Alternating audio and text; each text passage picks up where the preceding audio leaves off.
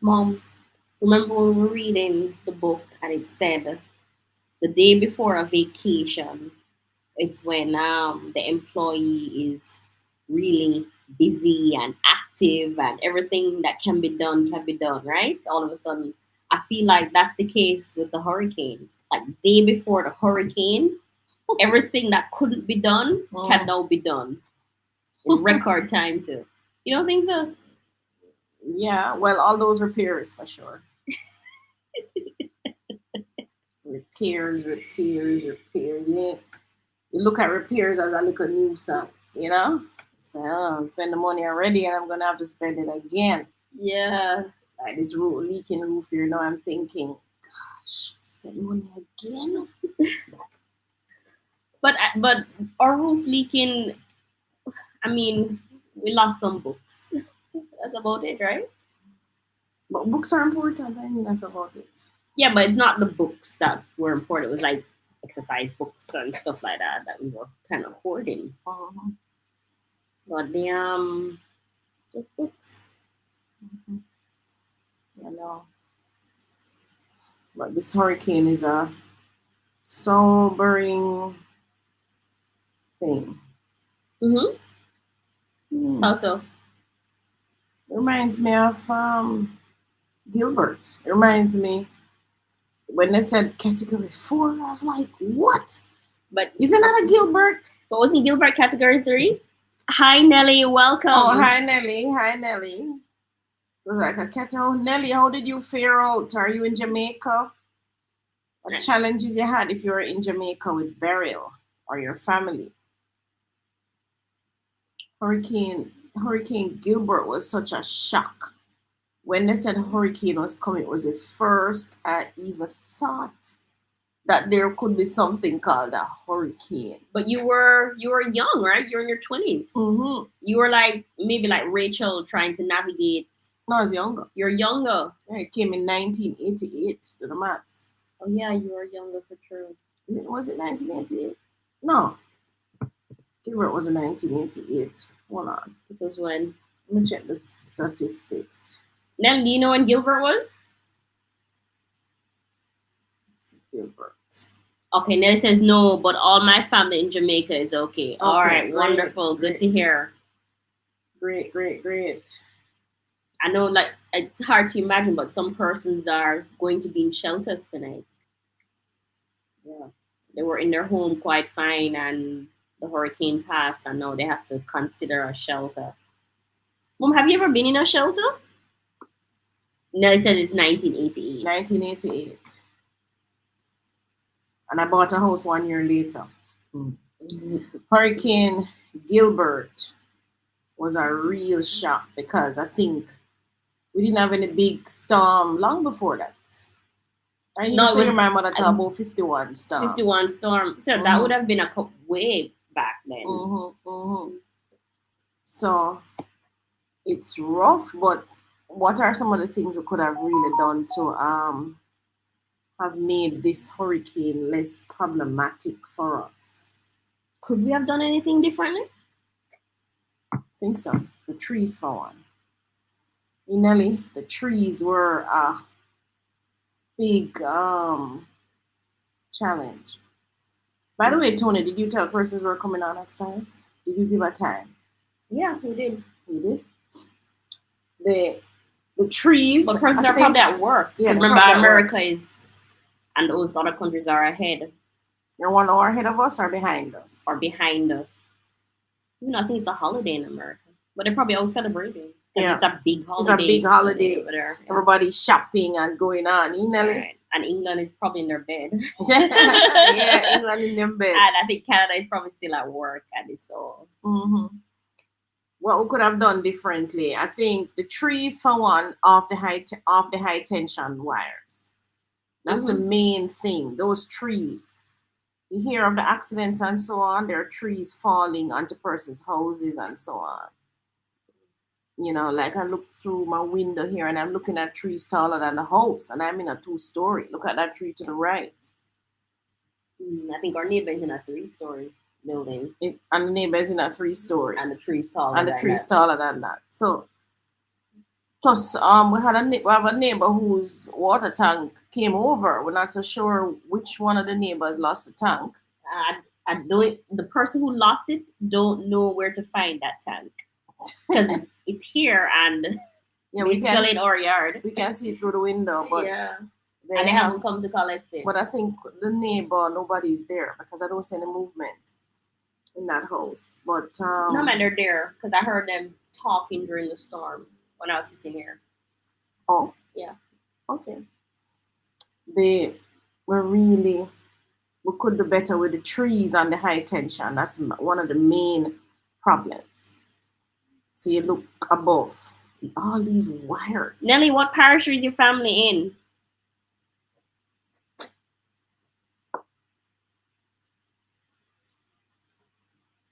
We have 6 persons on our live today. Oh, hi, everybody. Hi. Hi. Tell us if you're in Jamaica and if you had any challenges with burial. With burial. But they're saying that we didn't get a direct hit. And that's good. Yeah, Jamaica, usually the hurricane passes us, whether above or below. I feel like we all said a collective prayer last night. Yeah, and we hardly get a real direct hit with a hurricane. Usually it kind of side swipes us. Hi, Peaches. Good afternoon. Good afternoon, Peaches. Welcome, Nelly's St. Catherine. Yes. We were in parts of St. Catherine today. We're out in Spanish Town and then out on St. John's Road. The St. John's Road did well with the kind of water that came down. And that's because, again, they cleared the drain earlier up in the year. That's how much I remember. I saw the tractors there going through and clearing the earth drains. And then we did some work on the Palmetto Pines land too, because we have a culvert on the road that's going to take some water through our detention ponds and out back to the canal. And when we first got there as well, Palmetto Pines owners ensured that they went to the back where the canal was, and with their heavy-duty equipment, they cleared the drain. Now, this is a Jamaica government thing that should be done. But, as private citizens, we do our part as well. So we did get out there. The owners for Palmetto Pines did get back there with their heavy-duty equipment and clear the canal. So we're having a much better experience on St. John's Road now when it comes to flooding. We're not having that whole heap of water hanging around and causing persons not to be able to go home. So, all right. So Nelly says they're in St. Catherine. Portmore. Okay, great. So Portmore did well. So Portmore should do well during hurricane. Well, low line might not do so well. Like, where's the low line? Edgewater. Okay, yeah. That back road, Port Henderson. Is it that's what it's called? Something irritating. Where we sell the fish. What's that road called? I don't know. I think it's Port Henderson, is it? Port Henderson. That's where the beach is, right? Yeah. Not the beach. That's where the fish people are. The fish people. Yeah, it's not really a beach. Hellshire have some beaches along their back as well. That's where Hellshire Beach is, and the one belonging to the government. I forgot what it's called. Fort Clarence? Could be Fort Clarence, yeah, and down further. But we didn't, as I said, it sideswiped us. But then it went on and it came a little closer, apparently, to the south, Treasure Beach. But did it come close or they're just hanging out more? It appear as if it came closer to them, because I would think Port Royal, remember how the map is staying? Port Royal is down, hanging down more. So we're coming on a straight, so it must have inched up to them, I think, which is why they're having the problems. Too much fresh air for me. My nose. Your nose, you have sinus problem? Yeah. That means you must drink milk. But I don't think anything to do with milk today. I think it's just the air. There's a lot going on in it today. Did you have butter, cheese? No, only thing I had was some almond milk. You had crushed Irish for dinner, so that may be affecting you. Oh yeah, I did. You think butter is in it? Of course. Or there's could they possibly crush it with Can crush butter? it with water, man. Oh, these are servants. No way. They're crushing it with butter to give it a flavor. The creaminess. All right, so tell us what happened in your neck of the woods. So we're on here. What happened is our office at Palmetto Pines is closed because of we have no electricity actually. That's the reason. No electricity. So anybody from Palmetto Pines, you want to ask us a question, you want to tell us what happened. We don't normally have persons from St. Elizabeth on our live, do we? No, usually Kingston St. Andrew and overseas, yeah. But if you need us to give anybody a shout out in terms of, let us know what challenges you're having in St. Elizabeth, if you're having any. You can send us a video as well. We look at it. We or Clarendon. I heard Clarendon is having some challenges as well. Yeah. St. Elizabeth, only development I remember selling in St. Elizabeth is Palmbrook Estates. And Palmbrook Estates is okay. That's out at Lacovia. Santa Cruz, Lacovia. So they're more inland. Yeah. You think it's the South Coast that's having the challenge? Yeah, man. South Junction, Treasure Beach, everything along the coastline. Right there. All right. So, ladies and gentlemen, since you're on, you can still ask me any question, real estate, anything like that. We come back on Sunday morning at 6 a.m. 6 a.m. I think persons have gotten used to the 6 a.m. now. Yeah, and I've gotten used to it. Yeah. So we're just gonna be on here today for a little short while, just to let everybody know that we're okay.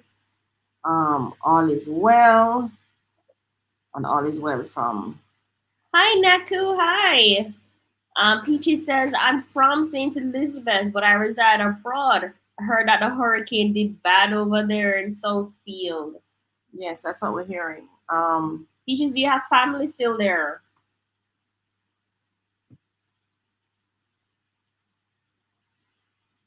But you know what? I think as a parish, they'll pull together and get through this. And their MPs will get out there and lend resources to have them up and running in no time.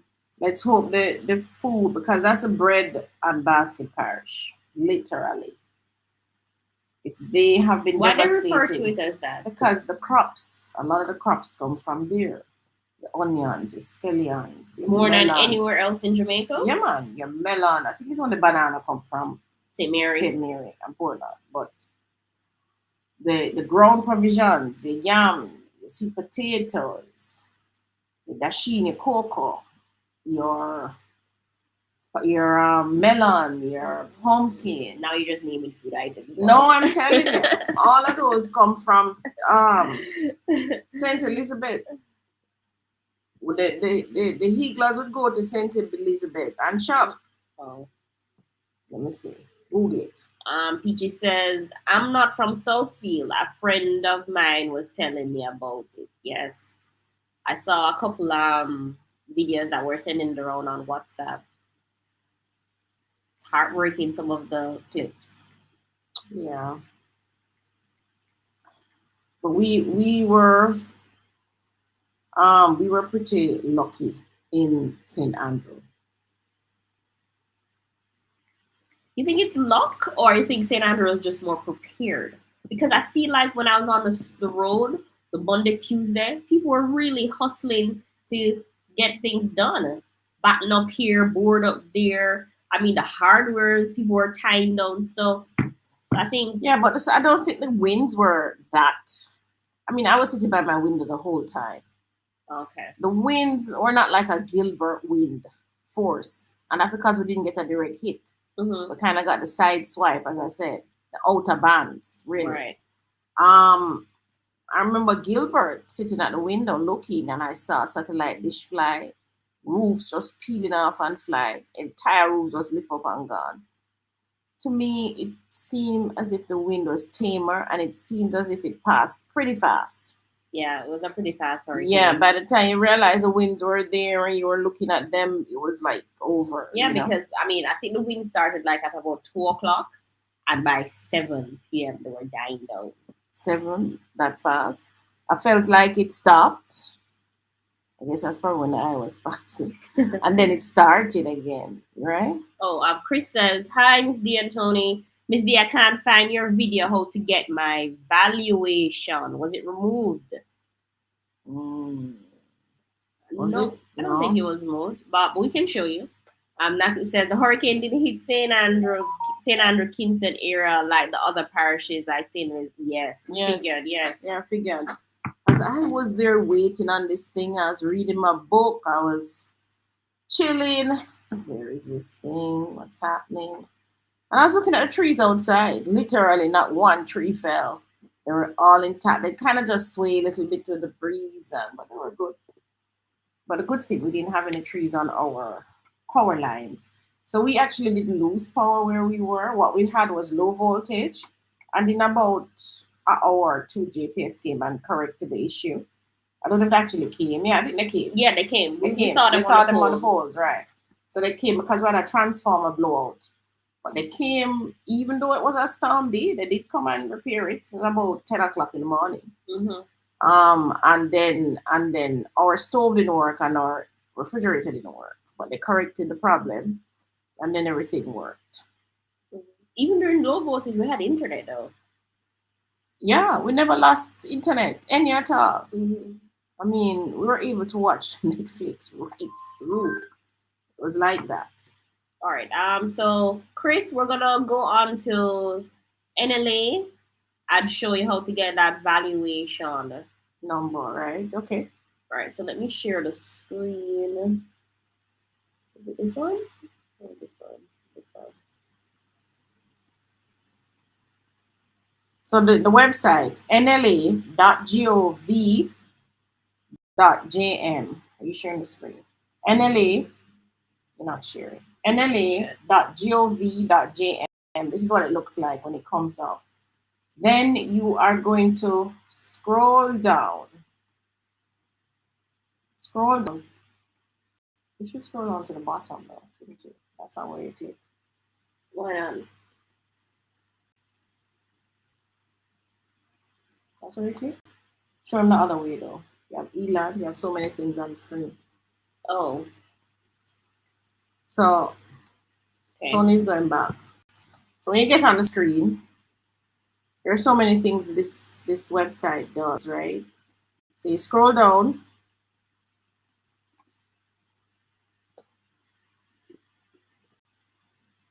You can look. You see systematic land registration. If you want to register land, you have ELAN Jamaica, which is where we're going to show you how to get the valuation number. They give you their workshop, which is a workshop that they have like maybe every quarter, and they teach you everything to do with land titling. It gives you an edge, right? So Tony and I did that course already, which is probably why we know so many things. You also have Jam Prop. So explain Jam Prop, Tony. Jam Prop is where you can get property sales data. Mm-hmm. So any property that's been sold in Jamaica, it has to go and register that information on a title. And so National Land Agency provides this data at a cost, a yearly or a bi-yearly cost. Mm-hmm. So we're registered on that, so we can look and do comparisons. As we get a property for sale, we can look and say, okay, that one was sold. Did you show the rest of the page on at the bottom first? You want to show them that they can use the website for other things. The website is very user-friendly. Scroll up. All right, are you on the front page? I am. Internet sketching. Oh. You also have Tony click off the notice and read it. You didn't read it. So you also have news. So it gives you some news, right? So they're sale of properties, and they tell you which properties they're selling. Sometimes these properties, let's click on it. Let's click on, there's one in Coral Spring. So you can also see Let me see that out a bit. Which one? Scroll over to the right. Saw one found out a bit. See there? This one? No, that's Adjudication adjudication hearing. hearing. No. Hold on. Scroll over. Scroll this one out a bit. Alright, click on anyone. So they're telling you come September. So they tell you sale of property lot 762 West Gates Phase 3 Montego Bay National Land Agency sale of property. The National Land Agency Commission of Lands invites sealed offers for the purchase of property known as lot 762 West Gates Phase 3 Montego Bay for residential purposes. And they tell you the parameters. Applicants must purchase an information package which provides further details. They tell us the price of the information package. During the period September 1, 2021 to October 5, between the hour is there $3,000. Scroll up. Scroll back up. This is old. 2023. Why is it still here? Anyway, you can look for the newer ones. Failure to directly purchase information package will result in eligibility non-responsiveness. Complete the application form indicating the amount offered must be submitted in plain sealed envelope. A valid current copy of its certificate of incorporation issued by the Office of Registrar must be in good standing if you're a company. Individuals, a copy of your tax number, letter or slip, and a copy of the current valid photo. You want a driver's license, a passport, or a national ID. You must deposit that in the box, so on and so forth. Why is it stale though? Let me go back. Let me see why is it stale? They haven't updated it. They haven't updated, but they do have, I don't have any scroll up. They do have tender notices that you can tender for things, right? All right, let's click that on. Now you also have helpful links. So as we said, systematic registration, ELAN workshops, and job prop. You also have fee calculator. So you can calculate your initial lodgement fees there with that calculator. If you're interested in their annual report, you can do that. You can look at their citizens charter. And you can also go to your Let's Talk. There's also a cool feature on this site called the chat feature. Where is it? It's at the bottom right. Are they seeing it on the screen? Yes. So they're offline today. Well, no, 5:30. Our government agencies went back to work. But if you want to know something about a title, you're selling the property and you want to know if it was transferred or anything like that, you can go onto the chat feature. You want to know even what you're asking me now about the valuation number. Or you can go and ask them for evaluation. Right. If you have the volume or folio from your title, or even if you have the address, if you have a civic address, yes. But if you just have address, say, Moko Hill PO Box, they probably won't be able to find it. But if you have an address that says 2 Worthington Terrace, Kingston 6, they should be able to find it. All right. So let us go to Chris. You come to Elan, Jamaica here and click it.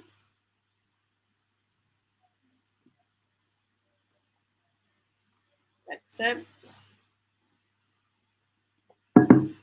Just accept, so you read the notice. You read the disclaimer. You don't need to read that. Don't tell Chris that. Chris, you need to read it here. When you first go to the website, read it. And then you're going to go to the right where it says search. And this can be done on your phone too. It's mobile friendly. Go to parcel. And you can put in your volume and folio. Now, if you have any of these, you can put it in. So the valuation number, the volume and folio, street address, as I said, like 8 Arden Road. Or if you have the scheme address, like Lot 2, Angels Estate. Mm-hmm. So let's put Lot 2, Angels Estate. speed address and search.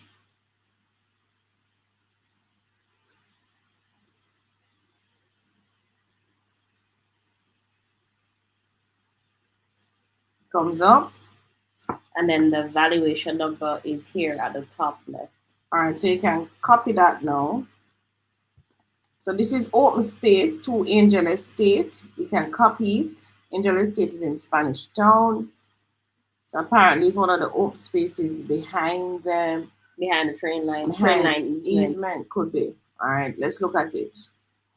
Yeah, the train line easement. So we look at the map here now, and you can see those are the lots inside of the Angels Estate scheme. So you're looking at Tadeo Drive, which is on the back line, and we can see the train line activity. You see the train line. Scroll a little so they can see it. I'll show them the train line. So when you see this track here, oh, that's so small. That's another thing. So you can zoom in and out of it. So you want to see it bigger, you zoom in. So that's the track. That's the train line. So that's why that easement land belongs to nobody. It was created there. Let me show you. So you're going to use it to get your property tax. So let's go over to that. So you copied it. And then you are now going to drop it into the property tax portal. When you type in property tax, you want to make sure that you're on the green one, right? Is this the green one? I think so. Or is it not? Proof is in the pudding. Make sure you're on this one, which is a green one. I always say that. Then Tony just copied in it, the number, and it's here. So it belongs to the Ministry of Housing, which is understandable because it is train line lands, right? Mm-hmm. And they don't pay taxes. So as you can see, it's totally zeroed because the government of Jamaica don't pay taxes. All right, but yours will show some tax on it. Or if you don't owe any money, it will show that.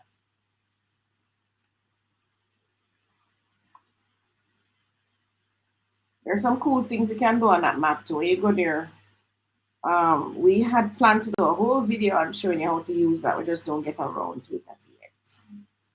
All right, Crispy says thank you. And Claudia, hi Claudia. She says, can I get some of those mangoes? No, I tell you, when I see the mangoes on the ground, I go crazy. I mean, there's so many. We need to take them out of the car too. Mm-hmm. The mangoes were like, could I feel a whole nation? And the mangoes have been dropping off the tree a good while now, about a month now. Yeah, about that. It's just that the hurricane accelerated it a little. Mm-hmm. But not the mangoes are good. They're not bruised or anything. Mm-hmm. Mangoes, so they're actually falling on leaves too. Yeah, they're falling on a whole bed of leaves. Mm-hmm. But the problem is, so Ulster told me this. So you know, your mangoes always getting worm in the mangoes. Mm-hmm. He says we're to keep underneath the tree clean. So when the leaves fall and the mango fall, and you're to take away those things. So you don't want to attract flies on the tree. Oh. Because it's the flies that fly up back to the fruit. Mm-hmm. And lay them egg. Mm-hmm. That's how you get worm in the mango. Well, I mean, I have to go there with my rake then, yeah? If you want to keep getting mangoes, yes? Well, of course I want to keep getting mangoes. that don't have any flies in them. Yeah, you have to get them. So the mangoes really good. I don't understand why Jamaica don't have a mango processing plant. Mm-hmm. Don't know why.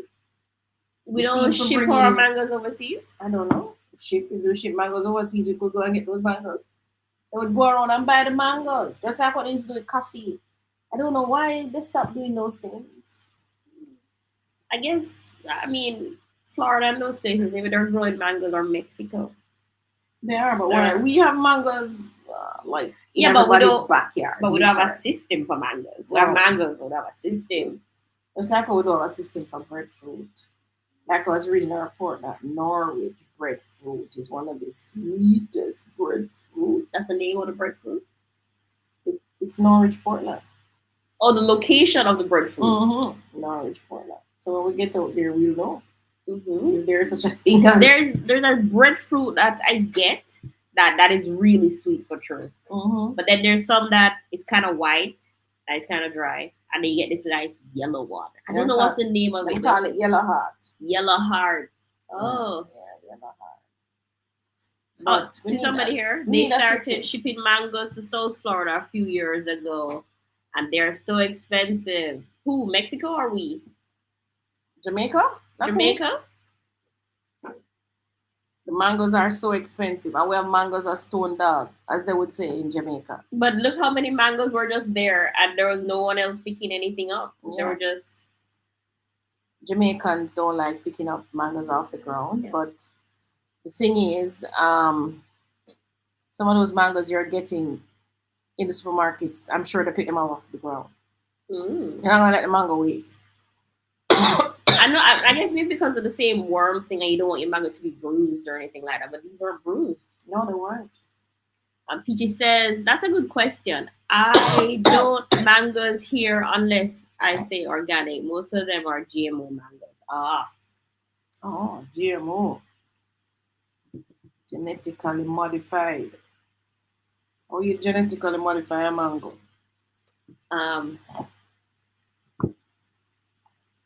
I don't know, but in Jamaica we have organic food, naturally organic food. But those mangoes don't have any fertilizer or anything on them, and nobody waters them.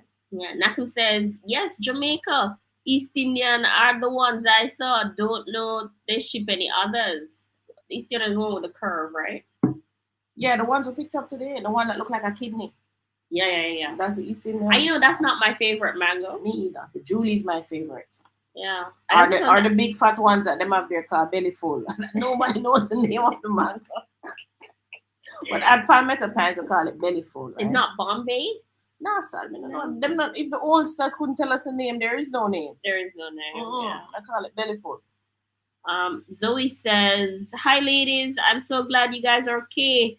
We were pretty fortunate in Hanover at Ocean Point Development. Only minor damage to fences of several residents. We lost our power, of course." Yes, I figured that those fences high to Ocean Point. We have lots of clients out in Ocean Point. Mm-hmm. So the roof stood up. That's great. Only thing was the fencing. Yes, I figured your fencing may come under some pressure because they use the PVC fencing. But those should be easy enough to put back. But again, block and steel fencing wouldn't have made sense on that side. No, but next time though, Zoe, next time, what you should do now is check if the PVC fencing you can pull out the slot, kind of like the middle part. And what, lay them down? No, put them out, store them. So you have the column or the, what's it called? Yeah, it would be the column. But don't they come in like 10 foot? The inside piece, I don't know if you can pull out the slot. Oh, I thought there was one seamless 10-foot thing that you just have to. Mm-hmm. Or 5 foot. Kendrick said name Beefy Mango. I should have bring the mango and show you. You sure say I saw it name Kendrick? A Beefy Mango name. One them call it belly full, so name Beefy Mango. Beefy Mango. With lots of those at Palmetto Pines. Right, but that's the one I like because that one was really good to juice. Yeah, it's really good. Eat at the Julie. When you eat one of that, you don't even want a breakfast. I kid you not. You just sit down, slice it, eat, slice, eat. It's really nice. Oh, Yardman Global says, "Tony, for you a kiss. Thank you." Well, you know what? This hurricane had us. When I sat on a pondered, I said, hell, if this thing comes, no more street food. Street food? Yeah, because no running water, them can't cook, no electricity. And I was kind of a little bit down about it. But today, we were able to still get our food at Jungle Fire. Now, what's the new name? Can't remember the new name. What's the new name? It's called Jungle Fire though. On the Brunswick. Before, but it does have a new name. Why can't I remember the new name? It has Flame. City Flame. City Flame. That's what it's called. So they do a good buffet spread Monday to Sunday, literally from 7 a.m. in the morning, all the through way to about 8, I guess. Mm-hmm. And they do a good buffet spread, so you can just go in there and take up the stuff. And I was thinking, man, no more. City Flame, I'm gonna die. Bully beef, rice. Well, not bully beef. From Gilbert, I don't eat bully beef. I had way too much of the thing it was. So, but We can eat mackerel. I can't afford bully beef now. I think a bully beef for $400. I can eat sardine. Yeah, I was gearing up for the mackerel and sardine every day. If it's not mackerel, it's sardine with rice. I was just gearing up for that. So and you bought a good mackerel too. Yeah, but Brunswick, guys, Brunswick, good mackerel. But I'm just happy that the government don't really have to focus on the entire island. They'll just need to push their resources now down in St. Elizabeth and get that back up. You know, Mm-hmm.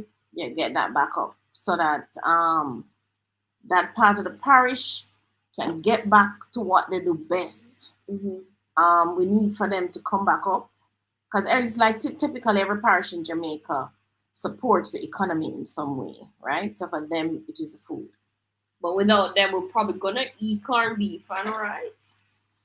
I mean, if there's no ground provision and no fruits and vegetables, what are you going to do? Well, I know there won't be any for a while, which is I make sure to take up my mango then. All right, so another trick I heard, guys. I'm gonna try it with some of these mangoes. I understand that if you pick the mango fit, Mm-hmm. put the mango in your freezer, ziplock it, put it in the freezer, leave it there, go on by your business. Or if you fit in a 3-4 months, you take it out, put it on the counter. I understand it will still ripe. I'm gonna test it.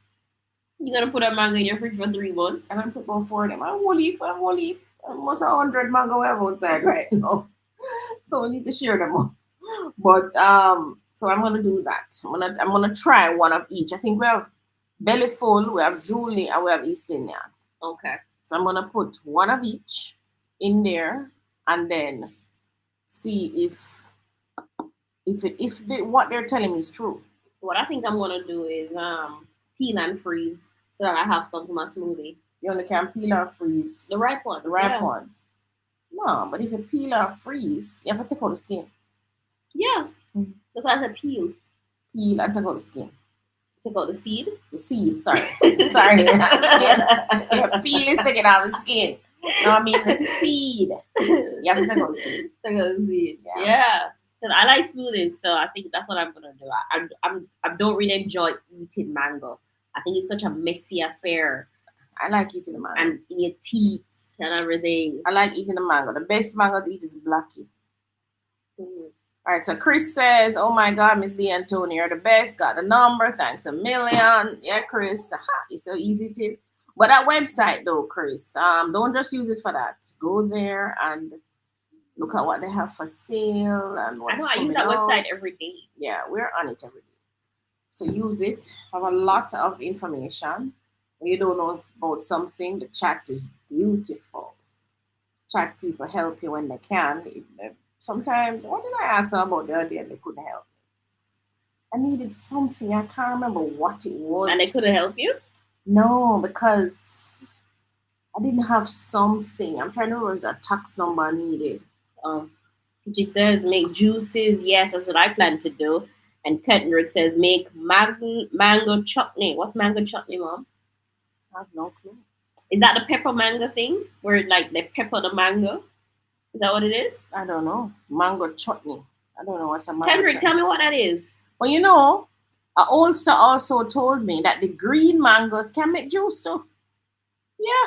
Him said blend up the Mango green. hurt you to me. Him said blend up the green mango with sugar and lime, and you get juice. It will come in like you drink, maybe June plum juice. Well, we can try that. So I have lime, right? Tony, I'm really desperate for make green mango juice. No, but you didn't Yeah. try everything once. So wait till it ripe. But yeah, you say you can use it for that. It's like the green banana. I didn't know you could use green banana to do so many things. Yeah, I like. Is it make That's the thing I like. Green, fried green banana. Mm. That I always get when I get to the restaurant. Mm-hmm. When I go Sharky's, I really like that. It make chips and all of that. Yeah. But you can make a whole heap of other things, man. Apart from porridge and chips, it make a whole heap of other things. Make juice too. Um, It probably does in some country.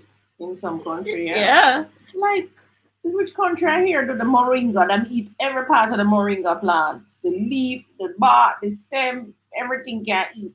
Them chop up the green pod and make some kind of soup. Like how we da chop up susumba, one of them. Mm-hmm. And make our okra for us and Mm-hmm. make it into a dish too. Yeah, the moringa, and I see that those moringa trees, nobody pays them any mind. So Kenrick says the fit one good for that. Mango chutney. That one we have to research. Naku says mango chutney is yum, and ladies add ginger to your mango juice, and it's the most delicious thing. Yes, I'm gonna remember that. Yeah, man, we know Add that ginger one. to it. But you have to strain off. You have to blend the ginger first, Tony, and strain it off. Why? Then add it to the when you're making the mango juice. Even with that Vitamix, you have to see that. Yeah, you have to strain it off. Vitamix and lick it down that take out everything. It still have strings. Oh, Or you're gonna keep tasting the strings in the juice. So you have to blend out the ginger first. All right, can't do that because we actually have ginger downstairs. So we came out of the storm looking good, but we still have July, August, September, October, November. We still have 5 months to get through. You think we're gonna have more storms? They did say it's going to be an active season. Yeah, but active season don't mean active for Jamaica. We'll have global warming. We have had some very hot days, and that's part of what causes the whole hurricane thing. So I believe the experts, the professionals, who say that yes, it's going to be active. So I plan to go and fix my roof in short order, change out some windows that leak. Because even if it drizzles, we're gonna get wet. We're gonna get wet. And what else do I plan to do this hurricane year? That's it, basically. And strap the water tanks. No, the whole time I was worried about water tank. Oh my God. I said, Claudia, if you lose a water tank, what you gonna do? And I need to learn how to use a gas stove, just in case. Well, you and teach Rachel. It is so funny. So we had a gas stove that we had bought for another hurricane. A little small one, bought it in a Zan. So I said, okay, this one. You bought that for Ivan. Ivan buy it for? I would say we're gonna have this in case. We've never had to use it. Never had to use it. Put it up under the kitchen cupboard. So I said, go, there should be a gas stove under there, man. Go look for it. I did. I found it. In the box. In the box. And pretty, everything. Tape, everything. But of course, it had no regulator. There was no hose. There's no gas cylinder. But we had a new regulator in storage. We had a brand new regulator, which was probably bought from Ivan days for that stove. Right. We found other regulators because we had pulled on other stoves and we use electric and so on. So we had some regulators around with hose and stuff. So we managed to find a hose and another regulator. So okay, let's take off this hose and put it under this. My God. This hose would not cooperate. Would not fit the stove. It fit the regulator. It would not fit the stove. It would not fit the stove. Even the gas man came to see if he could assist. In the rain, another man come to see if he could assist. On burial, like 10 o'clock in the morning. Yeah, he was going around checking, doing things to other clients and so on. Why this thing not working? Not working. Anyway, I called my good brethren. And I said, we can't find. We need a number for a gas man. Which he gave us another gas person in Papine, but they weren't opened. Called another place. I said, yeah, man, them open, man. So, Tony and in the rain, I'm rain. I think about that laugh. But we did get the hose. They went down and they sat and waited because the person who was at that location left to go help somebody else, and they have to sit down the 1 hour wait for the hose. I call them, yeah, mom, person soon come back to the dorm. Say, all right. Them come back now. Fit up the hose and the stove and everything. But remember the other drama, the tank, the cylinder itself. What? Remember? Because we didn't know which cylinder worked with which regulator. This is how we don't use gas stove. It's like that was another a drama. whole drama to try and figure it out and to go get it, which one it was. So they finally sought that out. Then no, so we're there, gas stove working. I said yes, Dada, just in case. Because what happened why we had to set it up was because the transformer blew and our voltage went down. So our electric stove did not work. It came on, but it wasn't powerful enough to power the stove. I said, yeah, man, hook up the gas stove. So that is them and them drama. Then I said to them, guys, remember that you didn't strip the door. So I bought the strip. And in our group chat, our family chat, I did see the strip of the door was one of the things that they were supposed to do.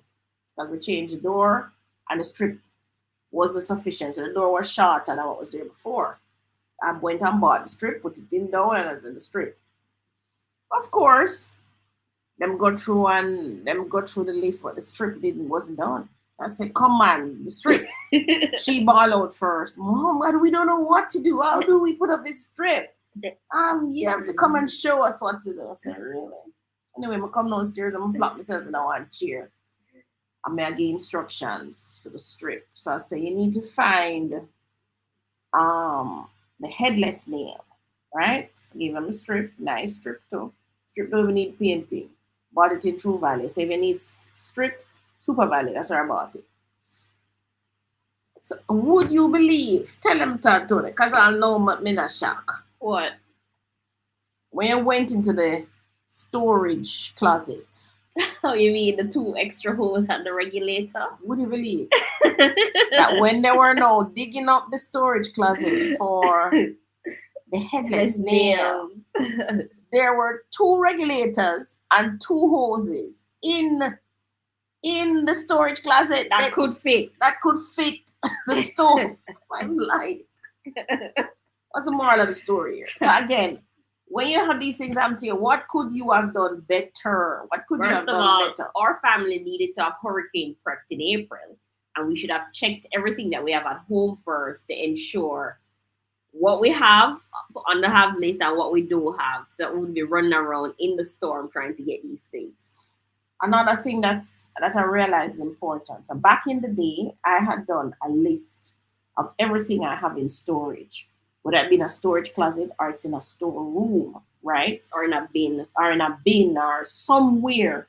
So if I had 10 elbows, half-inch elbows, if I had 1 T, I remember that list, it was written down to the T.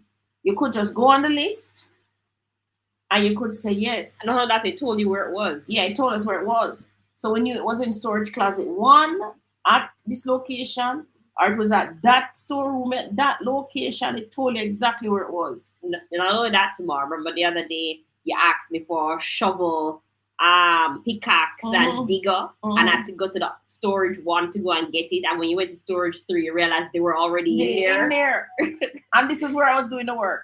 So the things were already at the location where I was doing the work. Like, we didn't have a list. We need a list. So we need to get back to doing the list. And guys, I recommend you also do that at your homes. Those of you, so like me, I'm in construction, so I always have a whole heap of these things, whether they're coming from other jobs or, I over purchase for something. So like, so fittings. We always over purchase plumbing items, nails and so on. Our neighbor was actually able to come over yesterday and ask us for concrete nail, and we were able to just give it to her. So the moral of this story is, those of you, most I guess would be the gentlemen, because we were a household of 3 girls long time, so we kind of sometimes would be like, we're masculine, but it would probably be the men in your household that would do it, or you would do it with them and help them. Your storage. No, you can't get men to write a list. It's the woman have to write. A list, but you have to. He'll probably check that it's there. You have to go in there with both of you. So Tony, we're gonna have to do that.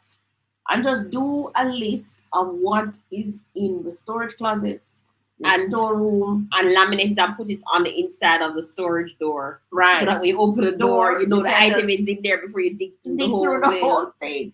And worse, if you don't have shelves, you Yeah. really should put shelf 1, shelf 2, and do that, right? Because you'll end up running around like them yesterday. So there was another thing we found with the gas hose. If the gas hose must not be tough. That's what we found. So for the gas hose to be good, so you should examine your gas hose, right? Your gas hose must not be tough. So when you feel it, it must can yield a little. It's supposed to be soft. That's a good gas hose. Apparently, when it get tough, it done its days, and you should change your gas hose. All right. So we found that out. Sky is asking, good evening. Any updates on the progress of the work at Palmetto?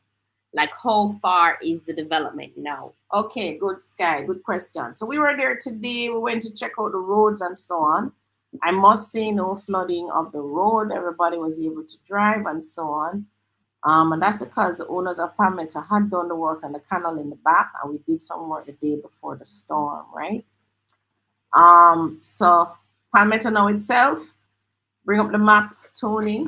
Let me show you where we are, what we're doing. So I'll show you from the map. Tony, you did some videos of, we showed you some roads and stuff that we're digging and all of that. So where we are now, we're in the trenches, right? I'm dying for this frogate to go up. You see, Tony? It's gonna be nice. Yep. Just looking forward to it, man. Driving in and say, good evening, security. How you doing today? All right. Those of you who have not yet come to the Palmetto Pines to choose your lots, you are missing out. All right, so remember, when you go to Palmetto Pines, did you show them how to click on the map? No. When you go to Palmetto Pines, the website comes up, go back up. Once the website is up at the top, you will see map. Once you click on the map, wait for the map to load. And as the instruction says, hover over the map. Is your map up to date? Should be. It says hover over. So you're going to hover over the lot. So hover, Tony. You see that lot is 801. Why is that saying that 847? 801, dimensions 5219 square feet, 23 by 22, and the price is $8,482,172. You also have a key. So available is in blue, light blue. Reserved is in deep blue. Sold is not yet on the board yet because we have a closed out. But you'll see start getting ready in December. We'll start to closing out. On the contract are those persons in yellow. So first you go on the offer, which is a purple. So we have some purples on the offer waiting for them to pay. So those persons are on the offer, they're waiting on their contract, right? They're waiting on the sale agreement from the lawyers. Once they get that and they pay, then it goes on the contract to those in yellow. So the ones in yellow are totally gone. So as you can see, we're in the back. So this is where the 6.5 lots were. And as you can see, we only have 2 lots available, and those 2 lots are actually big lots. Let me see them. They're 6,228, 10.121, and 6,118, 9.943 million. But the others are, as you can see, under contract, persons have paid, and under offer, persons waiting on sale agreement. So basically in the back, so we have 2 here. That one is 9.7, 6,000 and 688. That one is 8,612, and that one is $13 million. So coming forward, all right, I will show you where we are now. So in the front here, matter of fact, I think we're working from the back coming up. Yeah, we're working from the back. Working from the back. So the back is down where you see this peak, right? So if you're in the back, we have cut all these roads in the back. We are now currently putting in the sewage mains. So if you come onto the site, you will see the trenches for roads 5 Show them Tony with your mouse. Road 5. Where's road 5? Road 5. Right, Road all 4. the sewage lines are in for here. And they're also in for here. Road 4. So sewage lines in for 4. Sewage Right. lines in for 5. And this one has sewage lines. What road is that? When I left them last week, they're putting in the sewage lines here. On the main? Yeah. Okay. And they had just dug the sewage line for this road. For that road, number 1. Yeah. All right. So they were getting ready to come and meet up that one. Meet here. So we are in the back putting in the sewage lines and what we call the lateral. So the sewage line runs in the trench in the middle of the road, and then you'll have a lateral coming to your lot. That is what you're going to connect to connect your sewage. Because remember, we're doing sewage. You won't be digging any pits or anything like that. So you'll have the full use of your land. So that's where we are. We're in the back doing that. We're also on road 8. We have another team here. Oh, another team right there. So road 8. Working here. Coming down the line. What happened to it right there? So I think we had some rocks, right? So we had to get the hammer. It's actually solid rock from lot 788 comes straight back. So we had to get the hammer to hammer through that. So that's why that team is taking a little longer to complete what they're doing. So basically, that's what we're doing. So on the main road of proposed road 11, we have any lots left? We have 2. We have 828 and 826. And on road 8, we have lot 813, is it? And lot 801. Yeah. It's a corner lot, 801. And we have the big lots. We have some big lots across the street. So 784, 785. Tell them the size, Tony. 784. 6,000 square feet. 8.3 width by 30.5. And those are in meters, right? If you want to know the feet, you're going to multiply it roughly by 3. So 18 by 3 is how much that? 34. Yeah, I did that. 44. I don't remember. 18 by 3. You know, is 24 carried 2. 54. Which is 54. Right? And then 30, that length would be 90 roughly. So. You sure? What? It should be 60 feet across by 100 feet in length. Oh, 60. Because it's 18.3. Oh, it's more than that. What happened is, meters to feet. All right, so meters to feet is actually 3.28. So 1 meter is equal to 3.28. So when that says, how much you said? 18.1? Go back on it. 18.3. 18.3. Yes, that's actually 60 feet. And then the other one is 30.5 in length. That's 100 feet.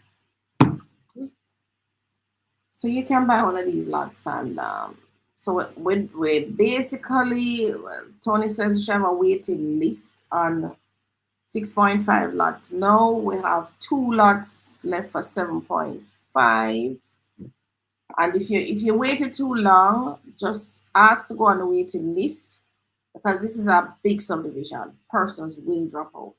In every subdivision I've done, persons do drop out. So don't worry about that. If you really want one, just come on. We'll put you on the list and basically call every day until you get on it. Get one. Literally call every day. Totally don't mind. Right? I don't mind. And I have the list. So when ones come up, I usually do call. So you go in order of how you put them on the list? No, I go in order whose documents I have fully ready. Right. So that's another thing. You have to remember that you need your eligibility letter, pre-approval letter from the bank if you're joining with NHT. You need your proof of funds to make a deposit and closing costs. You need your proof of address, right? And you also need your ID or TRN. That's it? That's it. ID, TRN, proof of funds, proof of address, and proof of ability to close, which is your letter from the bank or or a letter from the bank with NHT. So what happens? Some persons only getting 3.5 from NHT, so they need to make it up with the bank loan. Oh, because they're purchasing by themselves. Yeah, Okay. purchasing by themselves. All right. If you have a spouse though, partner, your sister, brother, uncle, mother, father, it doesn't matter. You can join the NHT with two persons, right? Because you're related. Yeah, man. So Sky says she was worried about flooding. No flooding, Sky. I tell her that we're boss developers, you know. Engineer will do their work. The engineers will do their work. They have a good design. I'm confident that Palmetto Pines won't flood.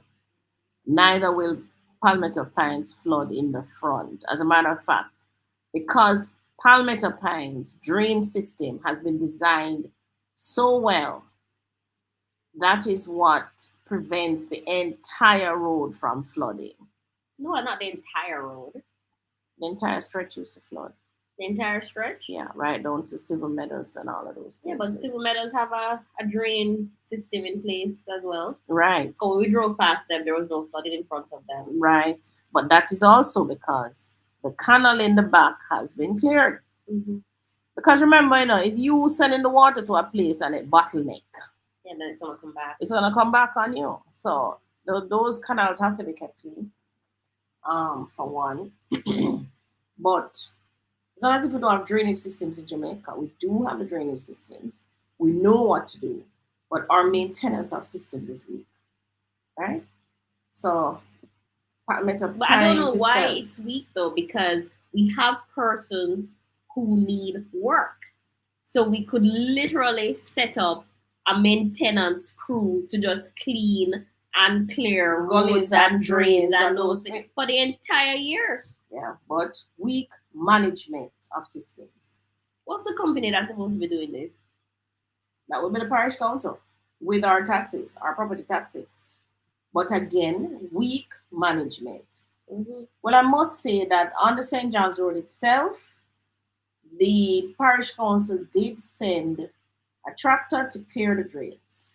Mm-hmm. And that certainly helped with the flooding. Because, as you know, they have commissioned about the police station that will now soon be opened. I think they just probably need now to landscape their area. So they put a wall, a perimeter fence right around. And probably grade their land this way. Yeah, they need to do some, yeah, they need to do some grading now. So landscaping will take care of that. But remember, everybody, when you buy a property, if you buy a property and it's a flood zone, if you wall your property, no water will come to you, which is what I had to do when I was at Fairview Park. At Fairview Park, I was at the mouth of Winter's Bay, right? My backyard was the mouth of Winter's Bay. So one year, we had a big flood rain and all the water came through my backyard, right? Mm-hmm. So you have to remember that, and I just put up a big wall and solved the problem. You understand? Now, when you put up the wall around you, you're supposed to leave weak holes and so on for water to get out. Just remember, though, that you can also use trenches. So even where I live, yesterday I dig a trench, right, to take away the water. You can also reroute water because we have parapet walls, so we have water coming off some 3-inch pipes, and as it turn that out to the other line, which we did. So that helped with solving the water, whole heap of water that was going to come off the roof. I would have maybe flooded us in the backyard. When it comes to water, flooding, I don't think anybody in Jamaica should be flooded like that because we're not a flat island. Mm-hmm. You understand? We're not a flat island, Even the same Palmetto Pines. Palmetto Pines have lands that are on a hill as well. Yeah. It's not all flat. So, and even if your land is on a flat, once you build the house, yes, and you grade your lot, you grade it towards the front or the back, wherever the drain is going to be. Yeah, you grade it to come out of your yard. So your landscaping will take care of it. So will trenches. When I was in Fairview Park, I had to dig a trench to get water out of my yard as well. And from I dig that trench, no more problem. Let's keep the trench clean.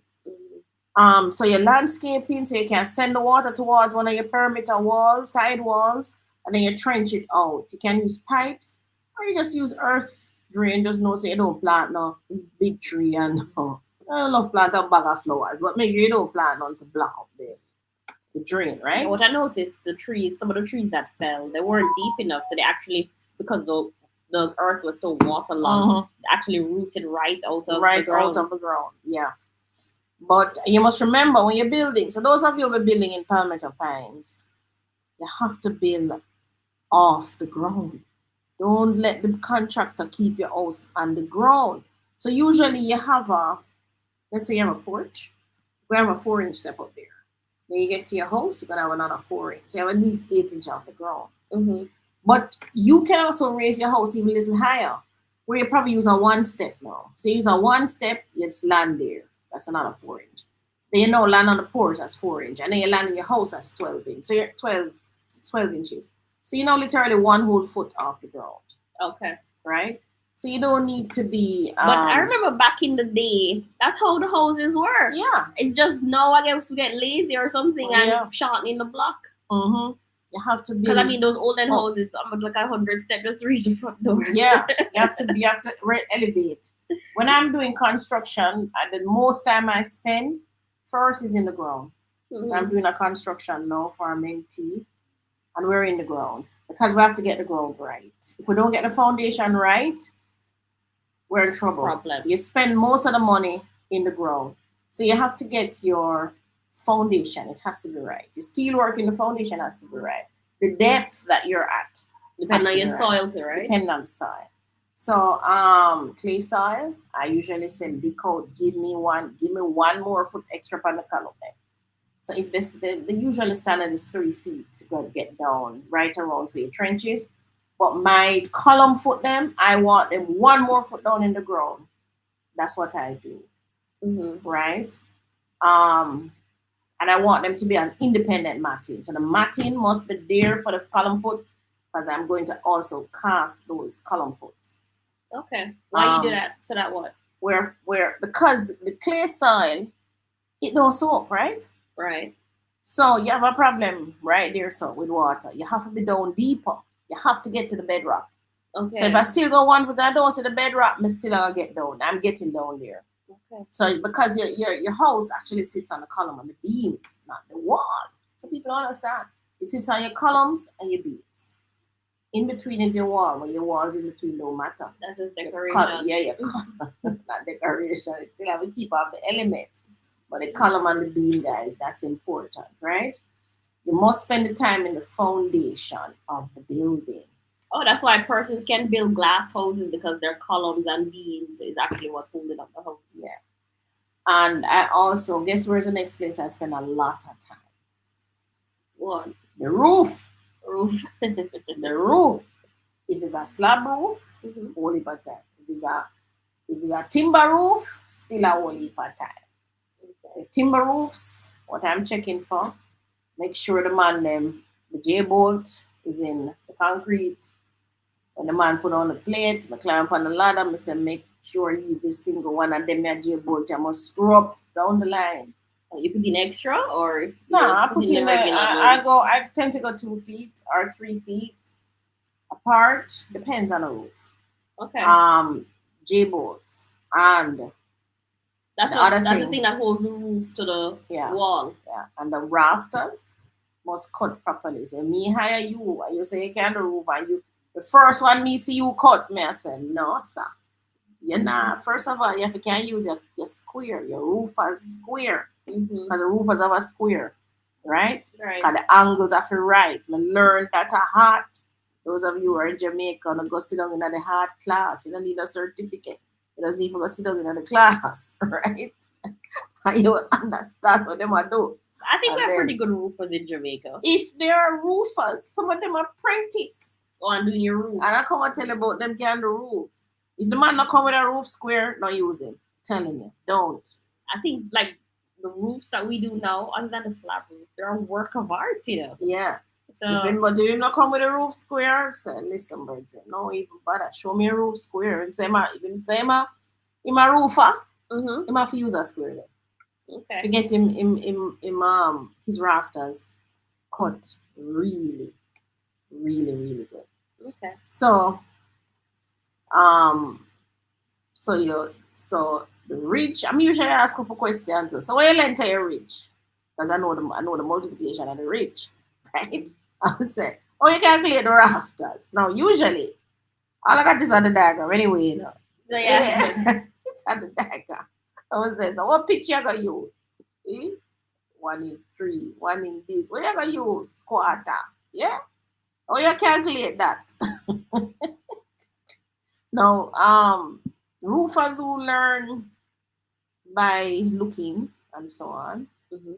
them we kind of know and them kind of good there. But for me personally, you have to can use a roofer square Okay. because I know that is what is going to give you the proper angle on the rafters, and that is what is important. It's not a guess and spell when it comes to cutting the rafters. Or the more waste your lumber, Mm. and it's not going to lock. So if there's a lock, that's a lock properly.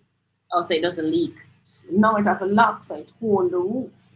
It hold everything in place, you know. It's Mm-hmm. like a puzzle. So it have, you fit in the jigsaw puzzle. Yeah. That have a lock on it, right? Mm-hmm. So and them. So you boy, wow, you the roof? I said no man, we just go school, but we never do a roof yet, but we know the theory. So the theory for me and the practical must match up, right? Mm-hmm. So the man knows the practical, I know the theory. Both of us have to match up, I have a question. Which right? is the best roof to weather the storm? Concrete or timber roof? Most concrete, man. Concrete can't blow off. The only thing with the concrete, it might leak. But if But you must put a little pitch on it. I didn't pitch. But the thing with the concrete roof, people don't realize concrete roofs don't leak if you allow your concrete to cure properly. Right? So from I learned that no concrete you're not put in my deck before 20 days. Sometimes I make it stay up there 1 month. And you must also concrete cure underwater, right? So me, I put a sprinkler on the roof. So as soon as the premix man them done, me start wet up the roof long time with the hose. Me up the on the roof there, wet that up. But you know, I saw a premix the Tuesday morning Mm-hmm. pouring a deck Mm-hmm. when I was walking down the road. I was like, why are they pouring the deck down? And Mm-hmm. there's a hurricane tomorrow. But now that you're saying that it, the cure is better underwater, Yeah, cure better underwater. I guess that's why they poured it anyway. And homeowners, you are to also ensure. So all those cement bags that you're not wasting, tell the man, hold on to the cement bags, put them in the storeroom. Those cement bags, when you do the deck now, when you're concrete roof, you're gonna put the cement bags on the roof. You're gonna make them throw up some stones to you, and you put them down, and you wet the cement bag them right through. You lay them right through. This is once it's kind of dry. Once what? From the concrete pour, you can start work on it. Really? That's how fast the concrete. Because then put the additive in it. Oh. Make it dry fast. So you go up there and you start to wet it. From the move from the side to the side there, you can start wet up the concrete. Okay. It's set real fast, right? So it needs to be cured under cool conditions. Water is what's gonna keep it cool. If you allow the sun to dry out the concrete too fast, you're gonna get cracks. And then now you also, when you are pouring your deck, make sure you hire your mason to float off the concrete that premix is gonna come and do. They must float it, float it, float it. Get out all of the bubbles and the air bubbles and all little things and make sure it well float off, right? And you keep your concrete wet for minimum 20 days, I would say minimum. Me, I have a sprinkler. Up to yesterday, I saw the sprinkler. Remember you saw the sprinkler? I have a sprinkler, sometimes two, depending how big the deck is. And I'll attach the hose to the sprinkler. And I put the tear salt by now, next hour, if me now gonna make a man for the day. I'm gonna say, move it, move it, move it around. I need every part of this deck to be keep wet. Keep wet. Do not let up on that. Because if you let worse if you're pouring hot days. So like if you pour just before this hurricane, you have a good maybe 5 days where it's cool and so on. But you still have to keep the concrete wet. That's the key with concrete. It has to cure under cool conditions. But if your concrete deck is leaking, mom, it's kind of hard to catch that bad, don't it? No, if it's leaking, you can't catch it back. You have to go up there and screed it again, Mm. which is always done with this deck that we're in. When I You mean screwed it? Mix more concrete and more, paint on it. yeah, and it's not really concrete this time. Yeah, it's concrete. What you think? Okay. Um, So also it falls in the cracks. in the cracks. So you're Okay. trying you're trying to cover these cracks, right? And now I understand. You can also use roof compound. So why we screed towards the cracks, the roughness of the concrete, so you have it not gonna be porous, right? It never dry properly, it never cool down properly, crack. So you can also use roof compound now. So we screen it again, and then we get the roof compound over it. The roof compound is pretty good. I've had roofs with roof compound, no problem. That's a blue thing? It's usually red or white. Oh, red Comes or in a white. 5-gallon bucket. It's So like what's the blue paint. thing? You're probably talking about concrete. Oh, concrete. That's something different. Yeah, but we don't use concrete like that. So you have to do that. To as I said, you spend the most time in the foundation and the roof. You don't play with the roof. When the man to foundation, stay with the man. When them get to roof, stay with them right through. Don't let up on the roof because if you make a mistake in the foundation, costly. Foundation problem. Another thing I do with foundations is you must dress the outside. Now you have some people who them dress the wall, so them backfill against the wall before them dress. So they end up not dressing right down to the footing. Oh, and that's where it would leak because then the water's gonna seep into your earth and then leak and then create mold coming up under the floor. Yeah. You have to dress. So what I do, I don't backfill till I've dressed. I have rough cast and dress and I'm coming right down. Sometimes I'll do it before. So I'll do it, then backfill and then go dress the wall afterwards. But I'm not backfilling unless I've dressed those the outer footing of the house. Because it's important that you don't allow water to leak to your house. Like I went to a house the other day and I realized there was water on the inside of the wall. I'm like, why? When I looked outside, the earth, another thing, guys, if you can avoid it, the earth on the outside of your house must be lower than your floor level inside. Remember that. They always pack it up with flowers. Them pack it up with dirt, but them a plant flowers and a water flowers and oh my God, don't do that. As a matter of fact, I don't even know why people plant flowers around the house itself. I think literally touching the walls. Yeah, I don't think those flowers. Those things have a lizard. The flowers should be to your perimeters, right? You must ensure. So an easy way to check it. When you're on the inside, you're gonna take a measuring tape and you're gonna measure from the floor to the top of the windowsill. Right? And you might get 3 feet or 3.5, depending on what your builder do. Then you go on the outside and you measure again now from the windowsill down to the ground. Okay. So if you get 3 feet outside and you get 3.5 inside, it means that your outside is higher than your inside. Wow, question. Sky says, how do you avoid being robbed by workmen as a female?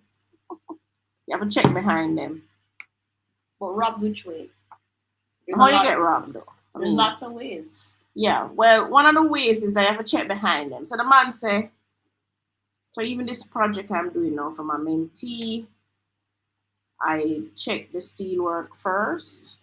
So I go through and I'm gonna look at each where each column is gonna be, whether it's gonna be an L, a T, or I call it an I, which are the flat ones. Usually we're a wall, so if a wall come in perpendicular, so this is one wall, this wall going this way, there's a T here, right? If a wall going this way, this is an L, so you know an L column is going here. The wall is longer than 20 feet, you know, you're going to put a stiffener every 10 feet. Oh, you may need to do some videos showing women how to build your house. Yeah. You keep saying that. I'm gonna do it eventually. I get around to it. so that people like Sky can follow along. Follow along, right? So Sky, first thing. Another thing, you tend to run away from the blueprint, but you have to read the blueprint, You have to guys. know it better than the Bible. Yeah, you have to look at the blueprint, and you have to look at it 100 times. So it's first you make your house simple enough so you can read the blueprint. So these houses are very complicated. Very complicated. But the blueprint is not. You know, when I come on YouTube on Sunday, I need to look for a blueprint. That's simple. It's not so complicated. Like a 2 bedroom house. Right. It comes with your side plan, so it shows you the setback, your lot size, how far it must be from the boundary. It does. Um, you also have, so you have the site plan. That's one of the. You have all the electrical plan that shows you every switch, every one in the wall, the socket. It shows you. It shows you where the plugs must go. It shows you, right? You have the plumbing one as well. That shows where the toilet going, and it does. You know what I realized the other day with some of these blueprints? You have to ensure if you're right-handed or if your family members are right-handed that when you enter the house, Yeah, it's the switches are on your right hand. and not behind the door. Yeah, and not behind the door. Yeah, as usual, like a challenge. As a man who designing it, he don't really care. But as I say, my design. Yeah, he just put his switches all over. Yeah, and don't let them design the toilet so when you open the door, the toilet is in front of you. Or put your plugs on the windows. Under the windows. Don't put your plugs on the windows. Stop doing that. Unless it's like absolutely necessary. And it should Try be. not to do that. There are so many walls. Don't put the plugs under the windows where the curtains drop and then you have to know that, guys. Yeah. So M. Sinester says, okay, so Sky, we're answering Sky. So first thing, Sky, you need to know that blueprint better than them. You got to study it. I'm telling you. Ask question. And look at it. Just take it room by room. Take it, yeah. And sheet by sheet. Yeah. Right? And the key, some of them have the key to the right. So it tells you this is a switch, this is what the switch key looks like. This is the keys there to the right. Or sometimes bottom right. Also, when you get the estimate, you want to ensure. First of all, you need to ensure that you get more than one. Well, so you have something to compare the prices with. Right. So you want. So if it is an all-in-one contract, so we will either take an all-in-one contract. So I'll say 1,000 square feet is how much you're building. This is going to cost you 15,000 per square feet or 20,000 per square feet for the building. So, and this is complete now, turnkey for the building. So that's going to be 15 million or 20 million, depending on the square footage per whatever. So you can do that. And if there's cost for outside, but you're still going to get a quantity surveyor's report that reflects that cost of 20 million. So the quantity surveyor thing is going to go stage by stage, and you know, all right, preliminaries is that build the shed, set up lights, so on and so forth. Clear the land. Those are preliminaries, right? Set up a toilet. Those things are preliminaries. Then you have foundation. Dig the foundation, steel work, all of those. So it's there, stage by stage. So you look at it. You can also get what's called a builder's estimate. The builder's estimate now gives you material and labor. So the builder's estimate will say you need 50 bags of cement, you need 2.5 ton steel, 1 ton of 3/8 steel, 1 load of sand, 1 load of gravel. And when them say 1 load, them usually mean 30 yards. So you will have that. Over here, he will say to build the shed is that. To set up a toilet is that. You know, this kind of thing. He'll say to dig the trench 150 feet, 3 feet deep is that. And to set up the steel work, which is 3 tons, is that per ton. So it is that. He's going to tell you how much to lay the blocks and so on. So the builder's estimate is more detailed for you, the homeowner. So what you should aim to do is when you get, which is what I had to do for my mentees, that she got the quantity surveyor to give to National Housing Trust. But I know how to sit down and break it out into material and labor. So every step of the way, I'm going material and labor with the workmen. This is the material. So because we only get a limited amount of funds to start with, and for that one too, we have to dig down with tractor and so on. So we have to manage what we buy. So we can't go buy sand, cement, and gravel. We're in the foundation, and I know it's premix going cast and foundation, as I don't take charge of foundation. I do allow these men. You should not allow it. Don't allow the man them to mix and pour the foundation. If you have access to concrete from a concrete company, you call them, let them assess it, how much cubic they must bring, tell you the price, and you make them come pour the foundation. Right? Same thing with the deck. Don't make them hand mix the deck. You call the concrete people to do that, right? Um, so you need builder's estimate. The builder's estimate is what you can follow. You can follow the QS to it, but you have to be a little bit more detailed because the QS is with material and labor. So you need, so when you get the man to build it, even though your QS thing I said that, you need him to give you a builder's estimate so that you know, all right, him did the foundation, he must get $10. All right, him done lay out the steel, 3 ton of steel, so he must get $50. Him lay him buy 1,000 block. You go up on the side, you look, you check. You also have to check the wall then. So blocks kind of easy to check. Length by width, you know, the height, width. You can go by square feet, square yards, sorry, or you can go by square feet too. So you calculate the square feet in the block, and you calculate the length and width of the square feet of the wall, and you can know how much blocks. Or do what me used to do back in the day, literally count the blocks. That's what I did. There's an easier way to do it, so you can count the blocks. All the blocks running up and the going up. So you count 1 to 10 blocks going up, and you count 10 blocks going across. Even if it's a half a block, the man laid the blocks, so you're going to still pay him for 1 block, right? So you count 10 blocks going across, you count 10 blocks going up, 10 tens 100, and the man say he might charge you $100 for 1 block, so you know, say 100 times $100 pay the man. And don't make they charge you for blocks that they break and put in the foundation. They'll do that. Yeah. Which is why you have to count the blocks on the walls itself. You also Well, a couple questions. You also have to. There was something before you break my train of thought. You also with the blocks. Oh, for blocks, when I give you the block price, it includes filling the block pockets. So you also need to do that. When you go on the site, you say to them, "You finish lay these blocks on that wall?" Them say yes. You say you fill the block pockets. Them say yes. You say how long ago you fill the block pockets? Oh, this morning, man. I'm just filling. So if they did fill the block pockets, you're going to look on the blocks themselves. Usually these men are messy, you know. They're not neat. So when I fill the block pocket, you will see the spillover of the concrete. Mortar. No, not mortar. Of the concrete on the side of the blocks. You will see it. Oh, but you just take the shovel and pour, right? No, they use a bucket. The bucket. Yeah, yeah. And you must also tell them. So every 4 block height, you want a horizontal steel. Again, look like I forgot my course.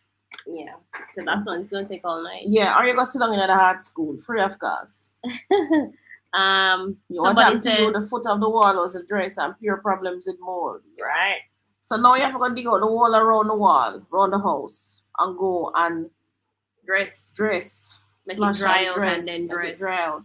And you have to buy a below grade sealant. Who sell the sealant now? I usually buy it from this place down at South Camp Road, inside of the industrial park. Sajikova Industrial Park down there, I forget the name. And I just saw some tins, it's black. I just saw some tins down, coming 5-gallon tins. And I just saw some in the storeroom when I was there the day before yesterday. Oh. Order says, Mr. Davis and Tony, if a concrete driveway has a lot of cracks, does it mean that the concrete was not properly moistened with water after it was poured? Yeah, it can mean that. As well as it can mean that them don't have the BRC mesh or any support in the concrete. Remember, you can put steel and you can plant the steel 1 foot, 1 foot. So sometimes I will use a 3/8 steel like leave over under the driveway, or I'll use a BRC mesh. Right? It just depends on the price of. When I do the mats, sometimes the 3/8 steel cheaper for use than the BRC mesh when I do the mats on it. But doesn't the It could BRC mesh also give you be less work because it's already plotted? yeah. It could not really. It could also mean that where you're laying the driveway wasn't properly compacted. Could also mean that. So even though you're laying a driveway on the ground, especially if it's clay, you still have to get the rammer Mm-hmm. and compact the soil properly. Call it jumping jack. And this guy named Kenan. Kenan bad on it, man. Kenan just love it. And just sit up on that and go through. So Kenan and I shake that shape up. No mistake. My something this. Just roll around on the jumping jack. They don't have one on that you can just sit on. No, them have the plate one too. But the plate, I prefer the jack. Because the jack really rams the soil. The plate one kind of doesn't run over it smooth like that. I don't trust it. I prefer the jumping jack, especially if I'm on clay. So it could be that I didn't compact that soil properly. Worse if you're on marl or clay. If you're on stones, you're good. So like up in Red Hills, no problem. You don't need no jumping jack on that. Everything are a solid rock, straight through. You have to hammer it out, so you don't really need that. Usually too, if you're on rock, and if you're not going running the trucks across the driveway, you don't really need the steel support, right? But definitely, if you're on clay or marl, you have to come back. You have to come back. And it could be that yes, your concrete have cured. Also, 3 things could have gone wrong. Yeah. Or all 3 things could have gone wrong. Yeah. We started talking about hurricane, or we're talking about house. Well, it goes right hand in hand, right? Because if you don't build a good house from start, you're gonna suffer during the hurricane. You're gonna suffer. Because I mean, your roof might not gone, but certainly if your yard is flooded and you didn't seal the bottom and the foundation, you're gonna be in trouble with all that. It could be too that you need to leave a window open. Remember that house need. You see, people don't understand so. So look at this now. A house needs to breathe. What makes up this house? You know, it's natural elements make a house. Wood came from trees. These blocks, as simple as you take them, sand, gravel block, yeah. Sand, gravel, cement. What makes cement? Cement still come from natural environment. Those things come from the river, right? What, cement? No, sand and gravel. Right. So all of those elements were made by the creator, and they all need the air, the environment that the creator created within balance. So you know that we need oxygen. So we breathe in oxygen, we breathe out carbon dioxide, and the trees and there are all those other things use it. Plus, there are other kinds of oxygen is one such gas. Carbon is another gas. Don't remember nothing from chemistry, but there are other gases out there that keep the thing balanced. Right? Now, if you lock up your house, guys, tight, inside of the house, because there's no exchange of the air from outside and the inside and so on going on, keeping the balance, what's going to happen? Then you allow something else to grow that is favorable in that climate, and that is the mold. Also, you're not keeping the temperature control balance either by locking up your house. So in Jamaica, we have serious heat, right? When you lock up your house, inside your house get hot air rises. When it rises, it's going to condensate. It's going to condensate on the walls, right? It can't stay hot here forever. It's going to change that from your rain and water cycle. The rain, water, the sea, the rivers evaporate, go up. Mom, we're getting a bit dark. Can you adjust there for me? They come No, just pull it. Pull what? Pull it down completely. Oh. You don't need it anymore. Oh, you're blocking the sun. Eh? Yeah. Well, All right. So you know from a water cycle, water evaporates and go up. Mm. Up. Then it condensates, have to come back down in rain. That's a cycle. You have to keep the exchange inside your house just the same. Because the house itself is built of natural elements, of wood, sand, gravel, all those things that need the exchange, the environment that the creator set up for it to flourish, right? Mm-hmm. So you can't have the house hot, then the water build the air build up with the water and the moisture, and it ends up back on the walls and the floor. You get mold. Same thing down in the soil. You can't have that getting to your foundation and all of that. So mold will be caused from locking up your house for too long as well. That will cause mold. But usually if it's at the foot, if it's at the foot, your foot and your walls look bubbly on the ground floor, mm-hmm. Usually that is some water. Water getting to your foundation. So another question. Sky wants to know, what is the estimated size house I can get on my 3,000 square feet land? That's your wheelhouse. That's where Palmetto Pines. Palmetto Pines. Oh, Sky. So you're buying a Palmetto Pines. Mm-hmm. We actually designed one. We're waiting on the 3D drawing. But we can't show you the floor plan. Let's show her the floor plan. Where is it? Oh, Sky, you catch Tony off there. She's thinking real hard now. Yeah. Was it in my email? Did I drop it in the family chat? No. Let me check. But what size can you get? 1,000 square feet? Or what was it? You can get, remember now, the land is 40 Sky by 75. So technically, you need 5 feet from the side, right? So you can get a 30 feet in width, but if you have an inch and a half overhang for your eave, which is 3 feet, which is one and a half this way, 1.5 this way, that's 3 feet. So you can get a 27 in width house with your overhang. In the back, length back to front now, you're going to step in 20 feet, and the length is 75 feet. So 20 from 75 is 55, but let us say you leave 10 in the back. So you can get a 45 feet length. So, Tony, I think it's on WhatsApp, you know. Wasn't it? I think I WhatsApp it to you guys. We catch Tony a little bit off guard. She's hunting it, see if she can find it. Let me see, go media.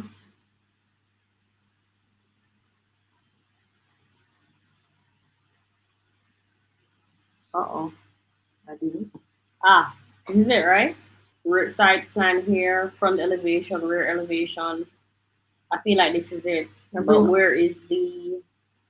This is just the elevations. I need the side floor plan mm-hmm. and the side plan. I think this is it. Can't you remember who did...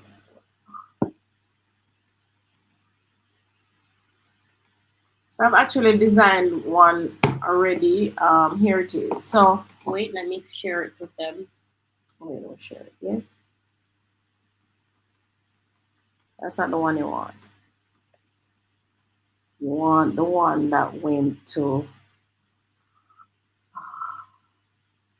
Who did we send it to? Trying to remember. So this is not it. No. Why did we need to bring it up? I asked Rachel to make a change. Oh, I think you were trying to send it. I think this is it. This is it now? But I don't have the elevation. Oh, wait. Oh, they're all in one document. I have the elevation. All right, so let's bring this up for Sky now. Whoa, was so late? 6:40, guys. Yeah, I think we're coming off at 7 though. Thank you so much for coming on.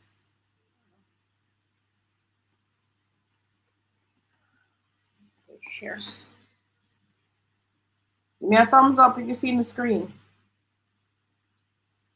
Let's see. I'm not seeing yet. Try this again.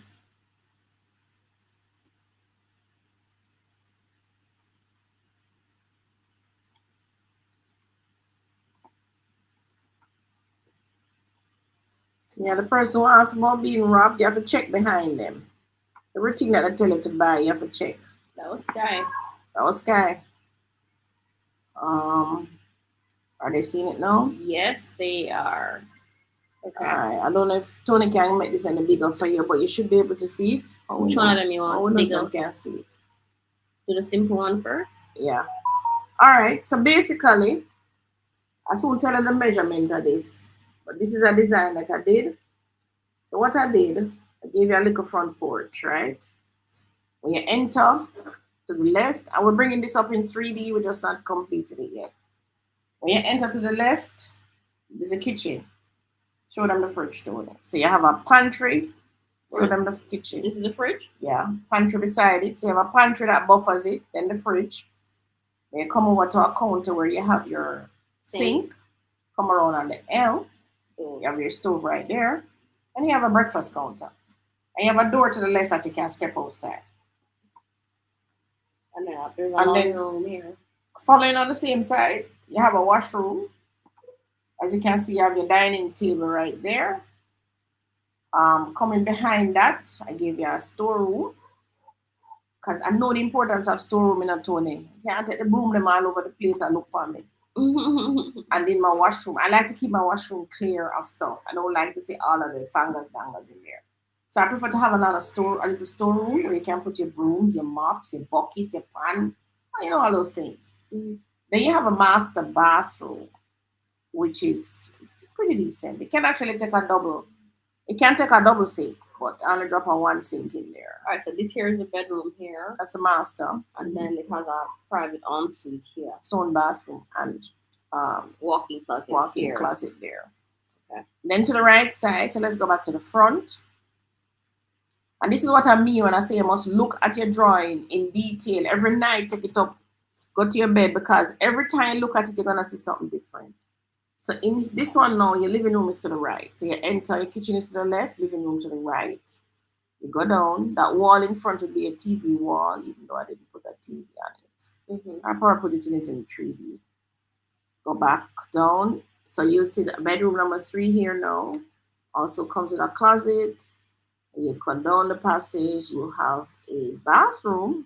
And you also have a linen closet. You can put your towels and so on. And you have another bedroom in the back. Plus, it has a fairly big closet. So this one that I've designed is a 3-bed, 2-bathroom with linen closet, storeroom, washroom, everything you need. Let's look at the sizes. So it's showing in square foot there now. But let's go to the other side where I'll show you the actual measurements that I was talking about. Go to the right side.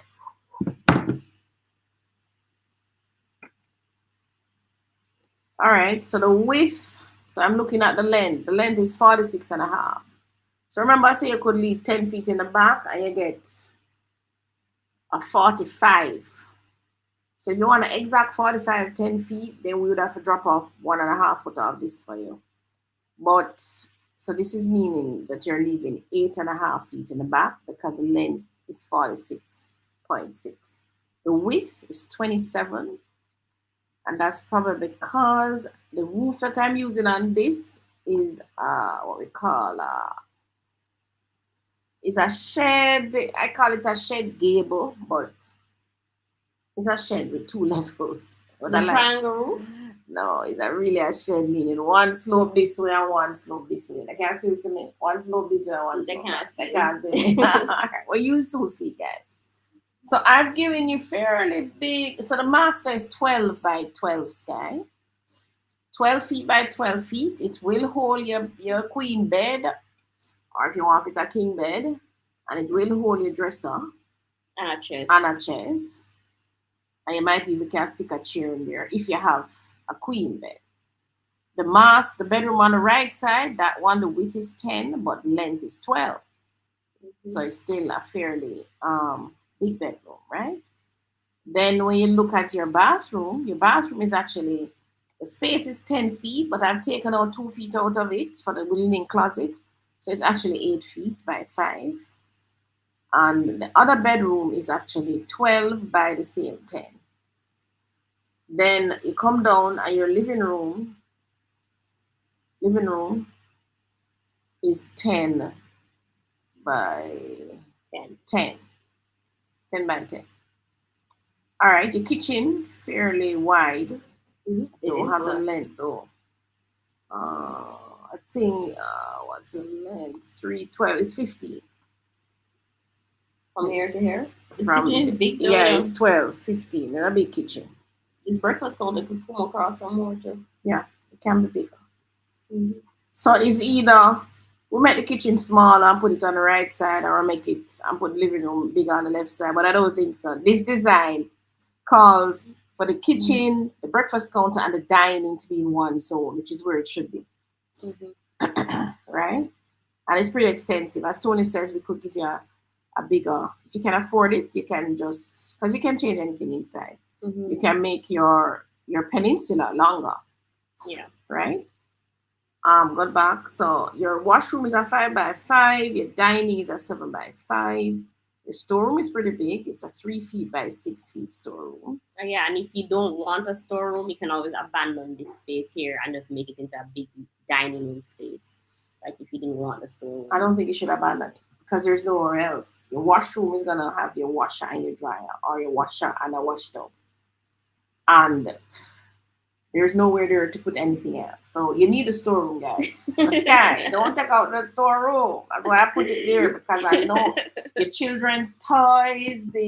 Because this house I'm sitting in, we don't have any storeroom, and that's one of the things that annoys the daylights out of me. You Everything. realize the kids will come with so many toys. Oh man, so much things. So Mhm.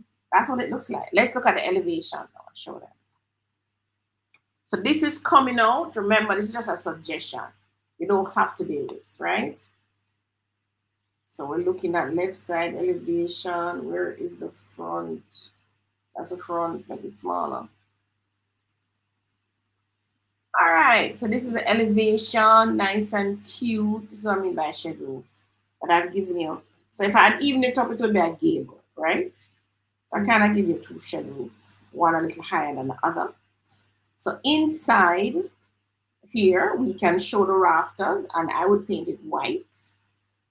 Or we could give you a drop ceiling where you have your nice drop ceiling and your nice Mom, would this hot make lights. sense to instead of doing or is it all the way here? Would it make sense to do like a cut in here and make here be slab where the washroom and master bathroom is? That way you could put your water tanks and stuff. Too Too complicated. complicated. We would have to cut it at the back, Or at the back. not in the middle. Okay. Or let me see. We didn't put on a back porch, did we? No. We'd have to probably cut it in the back. So the back there with the slab. That's where we put it. We want to really cut it Midway. midway. Understood. Mm-hmm. So this is the front. I'm going with a kind of brick design. The color scheme I'm using now is going to be, what did I say? Orange, gray, and white trims. So Mm-hmm. where you see that brick design, that's going to be in orange. And on the left side will be gray. You're around your windows and your doors and your roof line trim and your trim on your porch is going to be white. Your columns will reflect a kind of gray and orange to bring it back together. And then inside will be a neutral tone, and not so sure yet. I think it's the same gray.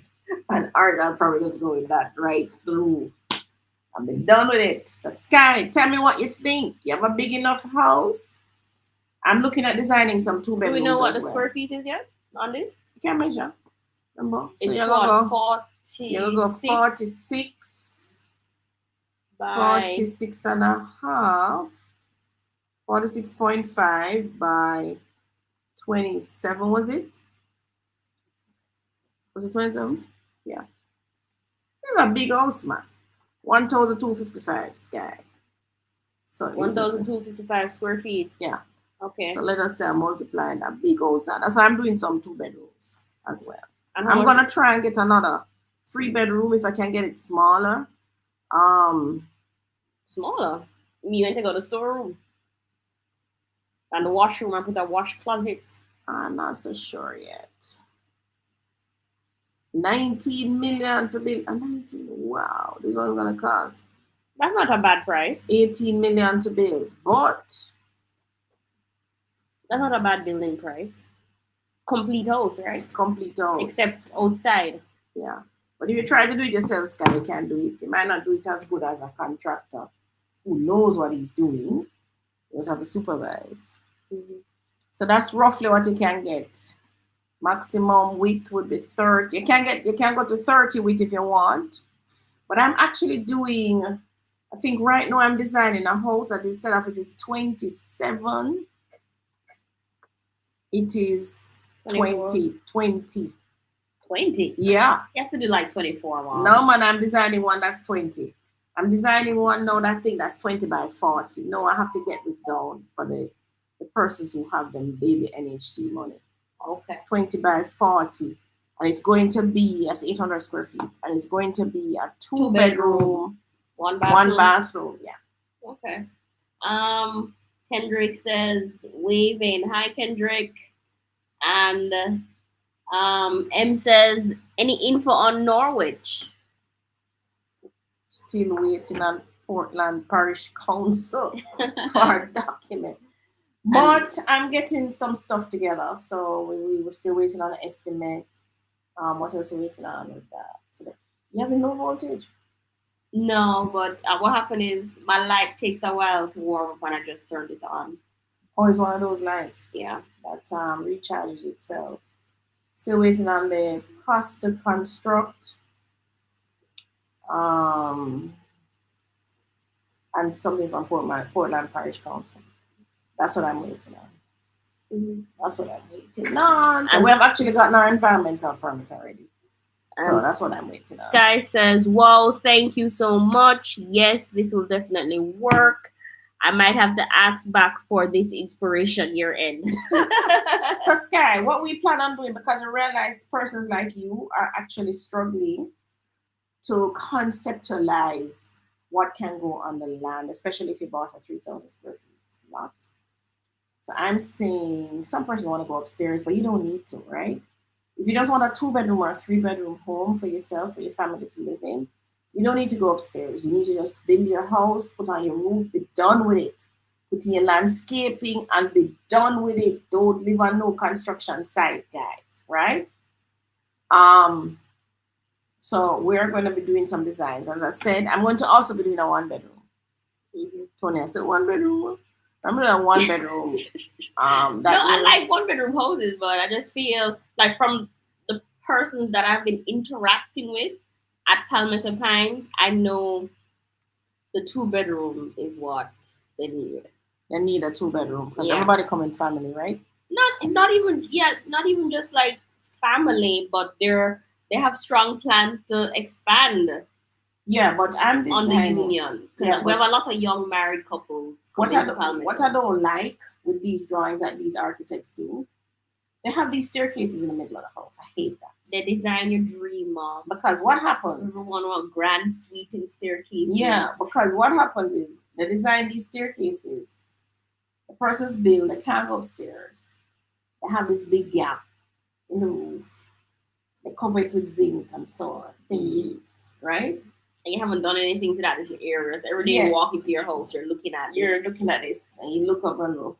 You don't look good. Staircase, I strongly believe, like, if you're on a budget, your staircase needs to be hidden.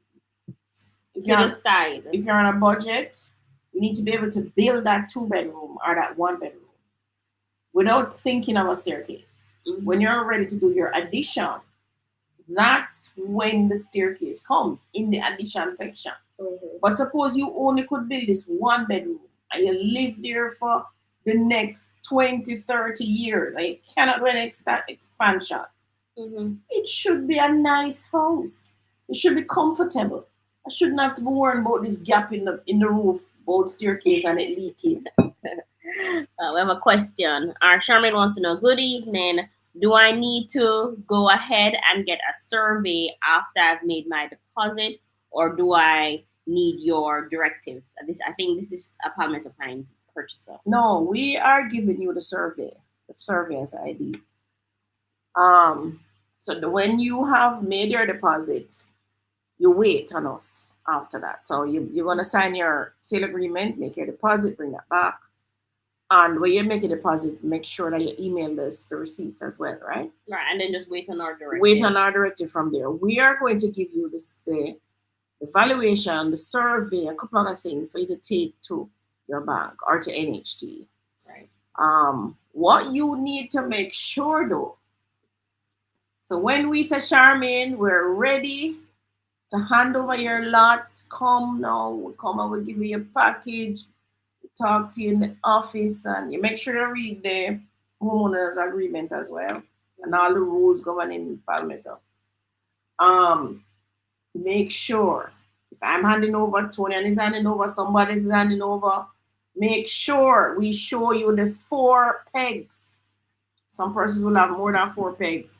Make sure we show you all the pegs. Make sure you also know the map and you know where you fall on the map and on the ground.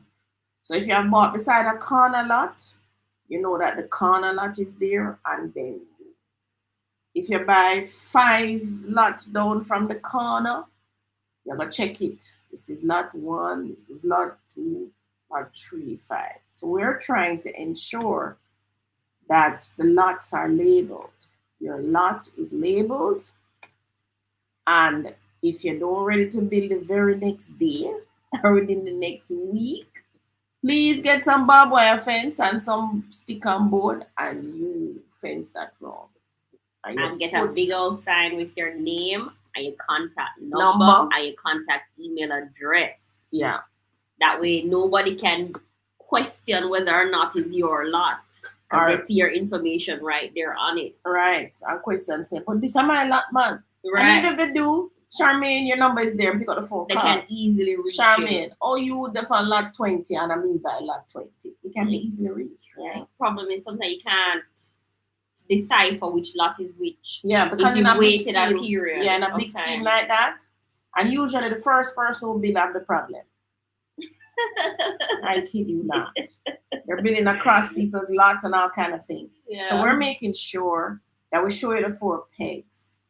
Then you go and get your brother, your sister, your uncle, your aunt, everybody for come now, cut some stick, get a roll of barbed wire, maybe about 5 or 8,000 for that.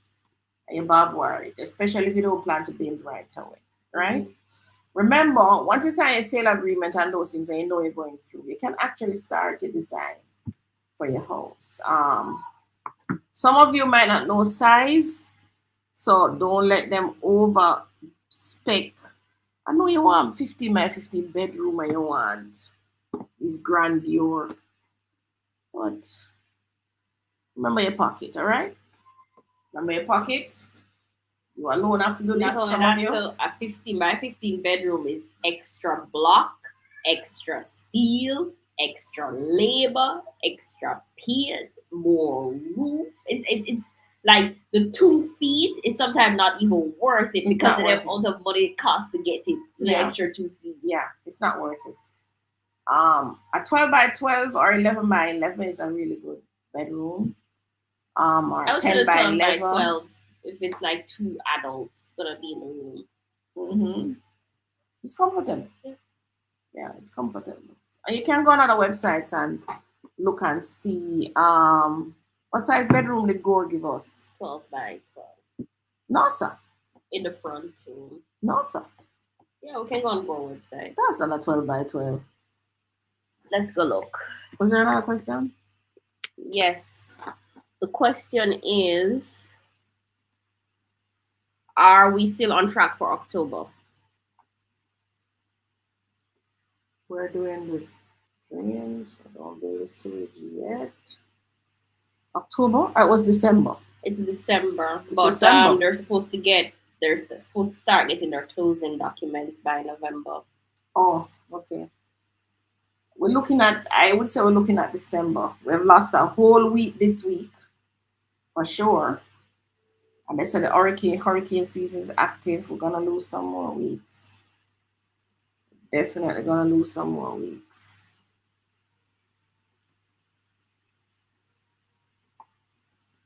What to come on? What we need is a floor plan. Yeah, but I don't think It's there, man. Scroll down. this is phase 6, so those are the Scroll down. phase 5. 960 square feet.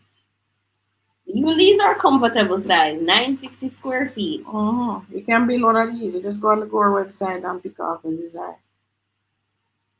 Let me try and get this up on share. You see the light charge now? So it stopped flickering.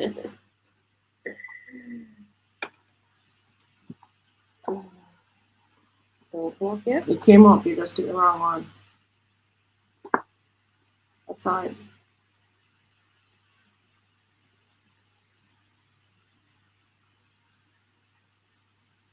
There we go.